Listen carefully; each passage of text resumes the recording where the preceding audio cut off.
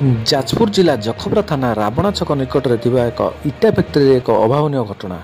ମହିଳା ଓ ତାଙ୍କ ଶିଶୁ କନ୍ୟାକୁ ଅତି ଅମାନୁଷିକ ଓ ନିର୍ମମ ଭାବେ ଟାଙ୍ଗିଆରେ ଆକ୍ରମଣ। ମହିଳା ମୃତ ଥିବା ବେଳେ ଶିଶୁ କନ୍ୟା ଗୁରୁତର ଅବସ୍ଥାରେ କଟକ ସ୍ଥାନାନ୍ତରିତ। ଅଭିଯୁକ୍ତ ଫେରାର। ସାଇଣ୍ଟିଫିକ୍ ଟିମ୍ ସହାୟତାରେ ପୋଲିସ ତଦନ୍ତ ଆରମ୍ଭ। ସୂଚନା ମୁତାବକ ମୟୂରଭଞ୍ଜ ଅଞ୍ଚଳର କପୁର ସୋରେନ ଓ ସୁନାକର ସୋରେନ କିଛି ଦିନ ହେବ ଇଟା ଫ୍ୟାକ୍ଟ୍ରିରେ ସ୍ୱାମୀ ସ୍ତ୍ରୀ ଭାବେ ଏକାଠି ରହି ଆସୁଥିଲେ। ଗତକାଲି ଦୀପାବଳିରେ ଇଟା ଫ୍ୟାକ୍ଟ୍ରିରେ ସମସ୍ତ ଶ୍ରମିକ ନାଚ ଗୀତ ଓ ଭୋଜିଭାତ କରି ଉତ୍ସବ ମନାଉଥିଲେ।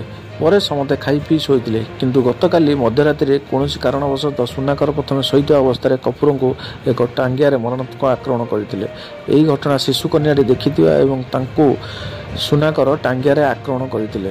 ସେପଟେ ଖବର ପାଇ ଜଖପୁରା ପୋଲିସ ଓ କଳୟନର ଅତିରିକ୍ତ ଆରକ୍ଷୀ ଅଧୀକ୍ଷକ ଘଟଣାସ୍ଥଳରେ ପହଞ୍ଚି ଶବ ଜବତ କରି ବ୍ୟବଚ୍ଛେଦ ପାଇଁ ପଠାଇଥିବା ସହ ଘଟଣାର ତଦନ୍ତ ଆରମ୍ଭ କରିଛି। ବ୍ୟୁରୋ ରିପୋର୍ଟ, ଦ ଏସ୍ ଲାଇଭ୍।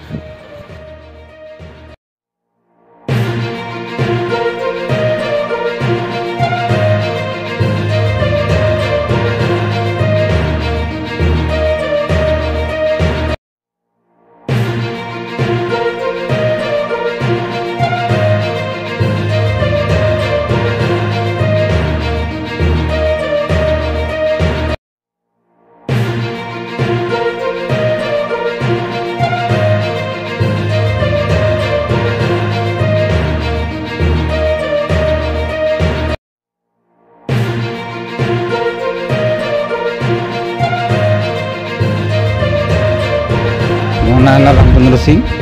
ମୋ ଘର ହେଲା ମୟୂରଭଞ୍ଜ। କାମ କୋଉଠି କରୁଛନ୍ତି? କାମ ଏଠି ରାବଣା କରୁଛୁ, ଇଟା ଫ୍ୟାକ୍ଟ୍ରି। ଏଠି ଇଟା କାଲି ଦୀପାବଳି କହିକି ମାନିଲେ, ସମସ୍ତେ ହସଖୁସି କଲେ, ନାଚ ଗୀତ କଲେ।